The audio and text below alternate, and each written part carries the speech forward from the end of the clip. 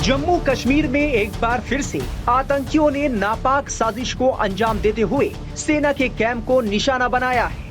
राजौरी में आतंकियों ने सेना के कैंप पर हमला किया, जिसे सुरक्षा बलों ने नाकाम कर दिया। आतंकी हमले में सेना का एक जवान गंभीर रूप से घायल हो गया है। आतंकवादियों ने राजौरी के सुदूर गांव में स्थित सेना के कैंप को निशाना बनाते हुए जबरदस्त फायरिंग की। सुरक्षा बलों ने मोर्चा संभालते हुए जवाबी फायरिंग की और हमले को नाकाम कर दिया। इसके बाद सुरक्षा बलों ने पूरे इलाके की घेराबंदी कर ली और बड़े पैमाने पर सर्च ऑपरेशन शुरू हो गया। जवाबी कार्रवाई में एक आतंकी के ढेर होने की खबर है, वहीं बाकी आतंकियों की तलाश की जा रही है। कितने आतंकी थे, इसका अभी पता नहीं चल पाया है। वहीं गंभीर रूप से घायल हुए जवान को अस्पताल में भर्ती कराया गया है। आतंकियों ने सोमवार तड़के सुबह लगभग 3:30 बजे राजौरी जिले के सुदूर बधल इलाके के गुंडा गांव में स्थित सेना के कैंप पर जबरदस्त गोलीबारी शुरू की। ये कैंप हाल ही में बनाया गया है। सतर्क सेना के जवानों ने जवाबी कार्रवाई की और संभावित बड़े आतंकी हमले को नाकाम कर दिया। इस दौरान एक छोटी मुठभेड़ हुई, हालांकि आतंकवादी भागने में सफल रहे। इलाके में बड़े पैमाने पर सर्च ऑपरेशन चलाया जा रहा है। हमारे बहादुर और चौकस सुरक्षा बलों ने एक आतंकवादी हमले को नाकाम कर दिया।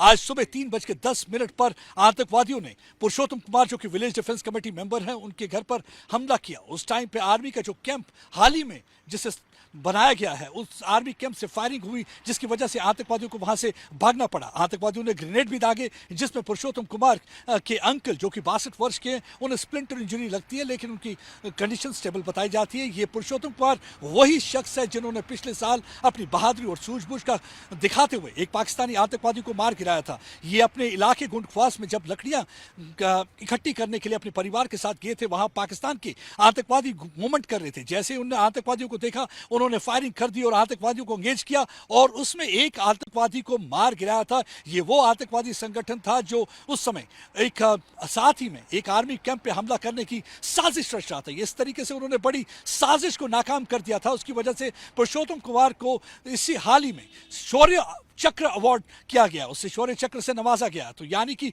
पुरुषोत्तम कुमार को टारगेट करने की साजिश पूरी तरह से नाकाम कर दी गई। ये इलाका गुंडख्वास का इलाका है, जो कि राजौरी में पड़ता है, काफी दूर दराज का इलाका है। बताया जाता है कि 3 से 4 के करीब आतंकवादी गुंडख्वास इलाके में आते हैं। 3:10 पर कोशिश करते हैं पुरुषोत्तम कुमार के घर पर हमला करने की, ताकि पुरुषोत्तम कुमार को मार गिराएं, लेकिन उसमें पूरी तरह से नाकाम हो जाते हैं, क्योंकि पास ही में आर्मी जो कैंप है, वहां से फायरिंग होती है। उसके साथ साथ जो पुलिस पोस्ट है, उसकी वहां से भी जवाबी कार्रवाई होती है। बताया जाता है कि एक आतंकवादी इस समय जख्मी है और जंगल के इलाके में छुपे हुए आतंकवादियों और सुरक्षा बलों के बीच में मुठभेड़ जारी है। लगातार फायरिंग हो रही है और आतंकवादी इस समय पूरी कोशिश कर रहे हैं कि वो कॉर्डन तोड़कर भागे, लेकिन हमारे सुरक्षा बल उन्हें फटकने नहीं दे रहे। इस समय ताबड़तोड़ फायरिंग दोनों तरफ से चल रही है। ये जंगल का इलाका मैं आपको दिखा सकता हूं। ये जंगल का इलाका है जहां पे आतंकवादी इस समय छुपे हुए हैं और वहां पे फायरिंग चल रही है। यानी कि पूरी कोशिश है आतंकवादियों की कि यहां पे हालात खराब किए जाए। आपको बता दें कि बीते 1 महीने के दौरान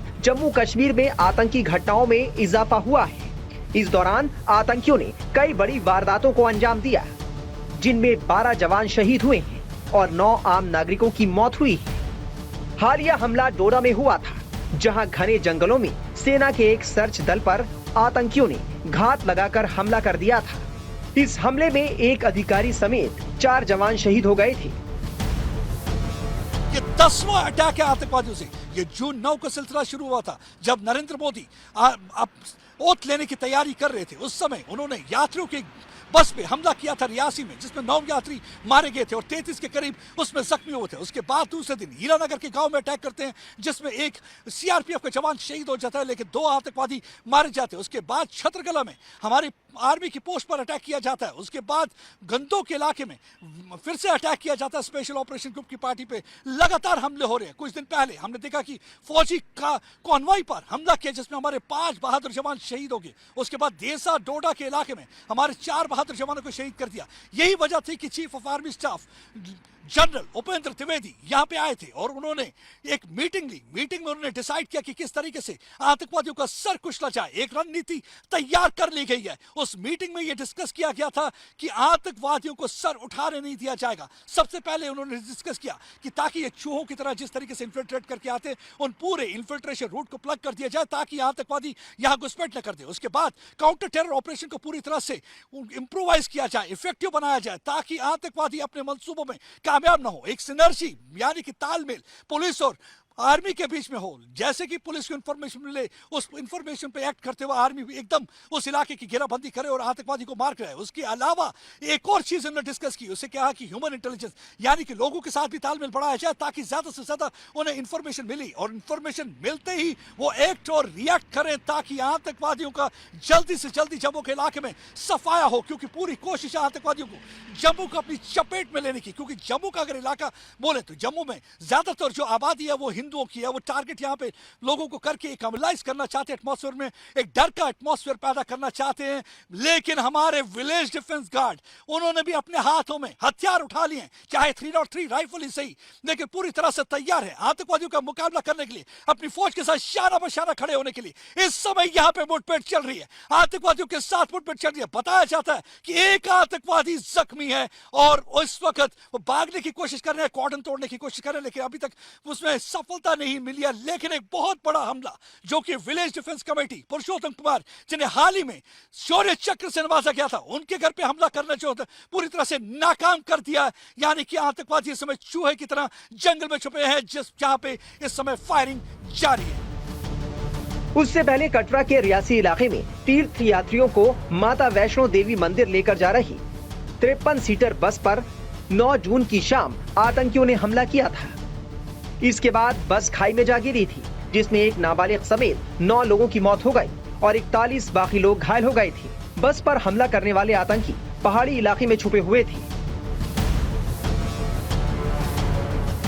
वहीं 11 जून को जम्मू कश्मीर के कठुआ के एक गांव में आतंकी घुस गए थे। इसके बाद आतंकियों और सुरक्षा बलों के बीच मुठभेड़ में 2 आतंकियों को ढेर कर दिया गया था।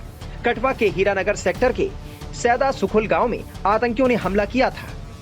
मुठभेड़ के दौरान सीआरपीएफ का एक जवान भी शहीद हो गया था। टाइम्स नाउ नव भारत डिजिटल की रिपोर्ट।